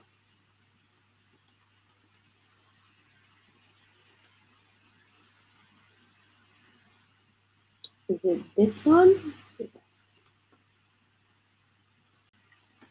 All right, you seeing it, guys? Are you seeing it? Seeing it? Not yet. They're not yet seeing it. Not seeing it. Why? Okay, here we go. Yay! Why come off again? Okay, they're seeing it now. All right, so this is Gore. Let me see the front row. So Gore is saying 11 by. Oh, it's only 11? Yeah, the width is 11. The length is, what's that? 8 and 6. And 6. Which is 14. But that's an illusion. Why? It's an illusion. It's an illusion. Because look, first of all, this door take all the space. You can't even use it. Right here is a pop-in. So you only can put a little chest here. And then there's his closet. And this is, well, that not in the 11. That pop out. But the closet, because the closet is like this, it takes away wall space. Right. And then there's a window on the other wall there. And then there's a door here. Literally, you lose a whole of it. But it gives good walking space. So, like, people complain that there's no room to walk in their bedroom. Yeah. Because there's so many things going on those walls. All it creates is walking space. Yeah, the circulation space right here. All right. Which is good. So this is a walking space from your bedroom to your closet. Yeah, the length is 11 by 14 here, technically, but you don't have the 14. Your bedroom starts here, so I would say 11 by 11, just the same. As this looks like 3 feet. This is 3 feet, as a matter of fact. So this bedroom is 11 by 11, right? Let's look at the back one. There we go. So if it's 11 by 11, that means the width of a Gore house is only 22 feet. 23, that's what I tell you. 23? Oh, 23. So where the extra foot coming from? The column? The walls. Oh. So each of these walls are ½ inch, right? So that's why it's in that figure. Scroll up.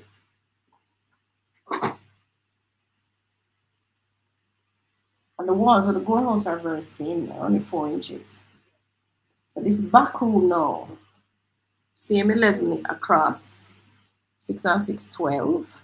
The same thing. So it's 11 by 12. Same walk space situation. But I guess with this room, you can put something here on this wall. Hold on, scroll up. Let me see something. Because the house is wider, man. Did they consider the closet that they popped out? And the bathroom? It's wider than 23. No, 23. No, it's the 23. Then you have to add the 2-foot closet. Right, that's 25. So the width of this house is 25. What's the full length now? 27. 27 plus 11. How much that? 33. Let me see the porch. The porch in that Mm-mm. 33 and Plus 5. 5. 38. That's a good length. Yeah, length is 38. I like everything about this. Mm-hmm. The only thing I prefer um, more storage in my kitchen, and then my laundry is a separate room by itself. Yeah. That way I could lock it off. Yeah. I prefer separate laundry room as well, which is why I'm trying to put separate laundry room in these houses. Very cute to see if I can get it. I don't like my laundry in the kitchen. I mean, honestly, I would add my laundry between these two walls here and do a porch. And do a porch here. So you do a porch, turn to the right for the laundry. Yeah. Yeah. That's what I would do. And then have this space be more part of my kitchen. Yeah. Because even though there is a small pantry somewhere, well, not in this design, but there's a pantry somewhere there, I prefer more pantry space. I would have converted this laundry into a full pantry door that I could open up and step in. Because what I find is that there's no space on my small appliances in the Gore kitchens. So it would be nice to just put them on shelves. No space. You have a pantry. Yeah, but after that, then where you put your food? In the shelf, in the top cupboards. Because the other cupboards are just your plates and cups and those things. But Gore also comes with that breakfast counter is very handy. Underneath has lots of space. So you can actually put your appliances in there. Yeah, but they're not easily accessible. Why not? When you're able to just open your pantry. Oh, you mean you don't want to dip? Right, because like the kitchen I'm in right now, I literally forgot I had a rice cooker because it was underneath the cupboard. Oh. So yeah, so this is a Gore. So you could grab this too and build this just the same. The only thing I don't like is this door here. It swings this way. So I actually changed the swing of my door. Instead of swinging it in, I swung it out. Why? Swinging it out is more practical. Oh. Because as I'm saying, a theory and practical are two different things. So when you look at this now, you say, the swing, nothing wrong with it. But so when you use it in the bathroom though, when you step out of the shower here, this door is in your face, man. I know, it's funny. You have to squeeze around the door to get here. It's funny. Because when I use the second room, I just keep this closed and I still walk out to the hallway to use the bathroom. Because, like you that said... That don't make no sense. Yeah, it's too awkward. Oh, well. Well, yeah, I guess. It's one of those things. I don't see any reason why the double door at the back, though. I mean, that just don't make any sense to me. But I guess that's their design. But apart from that, it's pretty comfortable. It's a comfortable house. I would have liked if the back room was the master, and then just forget all of this. What I thought was that. So this indent to me, but as I said, the more you add square footage to the house, is the more it costs you, right? So if they're gonna pop out here, I would have just moved this wall here. That's more money. All right, it is more money. But I really would move it. And the same thing in the back here. I would move it, push it out. More money. It make more sense. As Tony says, yeah, this is a good addition. So if you just want to add a washroom, you add it here, and then here is a porch. That's a good idea. All right. Let's wrap up. All right, we need to wrap up live. Any more questions? All right, any questions here? Charmaine says, thank you. I appreciate the information given. No problem, Charmaine. No more questions. All right, so Palmetto Pines office is closed. We have no electricity. As soon as electricity comes back, we will be back. But remember, we have a website, palmettopinesja.com. And we're still on WhatsApp and on email. Right. So you can reach out to us. You can reach out. So the website is there. Our phone numbers are the same. Our email. And we have Digicel. Digicel is doing very well. Right. Flow is also doing very well. Are they? You have Flow? Yes. And I've had Flow internet on my mobile all day. I'm a Digicel girl. Can I tell you? I've never used anything but Digicel from 2012. Digicel all the way. I've always had a flow phone because I worked there. Remember? Yeah. So Yeah. I've always transitioned with the flow Flow phone. number. What did you say is my baby? All right, everybody. Thank you so much for coming on. And we hope we answered most of your questions. I think we did. Yeah. Those of you who haven't been to Palmetto Pines yet, you need to come. Don't wait till you put up the pretty, pretty entrance and you say, oh my God, oh, why didn't I buy one? Get on out there and buy one. As Tony says, no share a waiting list for those. But I tell you, don't look at the waiting list, just get on. Persons do drop out. They do drop out. If you really want one, just still come on though. Mm-hmm. This now we'll put it up on Instagram and Facebook when we're open. All right. So thank you so much. And those of you in Jamaica, they say we're gonna have more rains, but I know that we're prepared. This was just a trial run. Anything coming after this, we can manage it. Simple. And everybody has their homework now, so everybody know where is leaking, where needs tightening up, what needs battening down. Right. And just get it done. We need to learn to use a gas stove. Yes, just get it. Just get it done, guys. Get it done. All right. Thank you so much. And we see you on Sunday. We're on live on Sunday at 6 a.m. That's the normal time for us on live. All right. Bye, everyone. Bye, everyone. Enjoy the rest of your week.